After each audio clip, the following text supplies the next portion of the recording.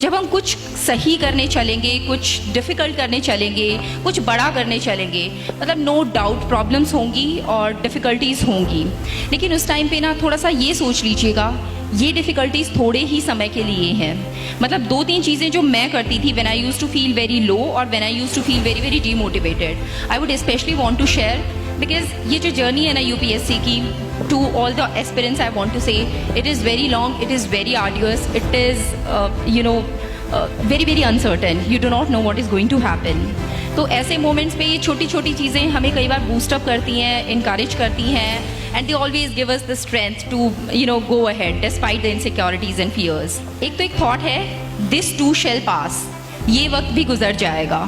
मतलब ये थॉट सुन के मुझे बड़ी शांति से मिलती थी। ठीक है, फिलहाल ये प्रॉब्लम है, चलो चली जाएगी। मुझे मेंस के टाइम पे ना चिकनगुनिया हो गया था, तो जॉइंट्स वगैरह ने काम करना बंद कर दिया था। मैं बहुत रोई थी कि मुझसे तो पहले ही मेरी स्पीड स्लो है और अब तो लिखा जाने वाला ही नहीं है। ठीक है, बट उस टाइम पे फिर मैं यही सोचती थी कि ठीक है, अभी तो मतलब इमीडिएट चिकनगुनिया हुआ है, इस वजह से जॉइंट्स में ज़्यादा पेन है, एज टाइम विल पास वो ठीक हो जाएगा। सो ये छोटा सा phrase, this too shall pass, it use to give me a lot of confidence. दूसरी चीज़, अपने वेल विशर्स से बात कीजिए। आपके पेरेंट्स हों, भाई बहन, चाचा ताऊ, मामा मासी, your husband if you are married, your in laws, anybody who loves you genuinely, उन लोगों से बात कीजिए। वो डेफिनेटली आपको कोई ना कोई आपकी अच्छाई दिखाएंगे, आपकी कोई ना कोई स्ट्रेंथ दिखाएंगे, जिसके बेसिस पे they have faith in you कि आप कर पाओगे। Avoid negativity, specially UPSC aspirants के लिए बोलना चाहूँगी बच्चों, कई बार कहने को हमारे फ्रेंड्स होते हैं, but they might not be our true well wishers. Beware of such people. ठीक है, they can actually put you down. For example, कोई आपसे ऐसे कह दे, अच्छा फलाने फलाने क्वेश्चन का आंसर बताओ, and you are not able to answer, and the other person tells you, ये भी नहीं आता, इसका मतलब तेरी तो तैयारी नहीं है, अभी तो तू इस प्री में नहीं बैठ सकता, मेंस में नहीं बैठ सकता। Avoid such negativity at any cost. ठीक है, क्योंकि हर इंसान की डिफरेंट स्किल्स होती हैं, हर इंसान की डिफरेंट स्ट्रेंथ होती है।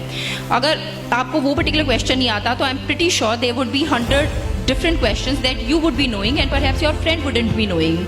So don't get carried away by the negativity.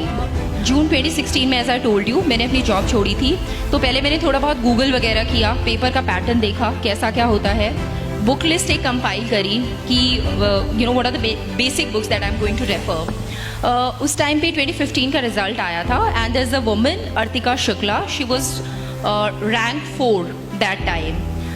मैंने उनका वीडियो देखा था, and I somehow felt a lot inspired by that girl. She hadn't taken coaching and she cleared it in her first attempt with such flying colours, 4th rank, and she was a medical student. और वो उस time पे शायद MD के paper देने की तैयारी कर रही थी when she decided to opt for UPSC. तो समहाउ मुझे कुछ ये फेथ आया, when she can do it, तो शायद बिना कोचिंग के भी निकल सकता है। मुझे थोड़े थोड़े फाइनेंशियल कंस्ट्रेंट्स थे, तो मैंने घर पे बैठ के ही तैयारी करनी शुरू करी थी। किताबों की लिस्ट मैंने मेनली अर्तिका शुक्ला की फॉलो करने की कोशिश की। Book list is very very important students, UPSC aspirants के लिए specially. So my advice to you would be, keep your sources limited. ठीक है, अगर आपने कोचिंग ज्वाइन कर रखी है, क्लास में टीचर्स पढ़ा रहे हैं, do make it a point कि आप घर आके उसे अच्छे से रिवाइज कर लें। उन्होंने कोई मटेरियल दे रखा है, आप उस पर स्टिक कर रहे हैं, तो do stick to that, but don't go for multiple things. हर एक चीज़ के n नंबर ऑफ सोर्सेज होंगे जहाँ से आप कवर कर सकते हो।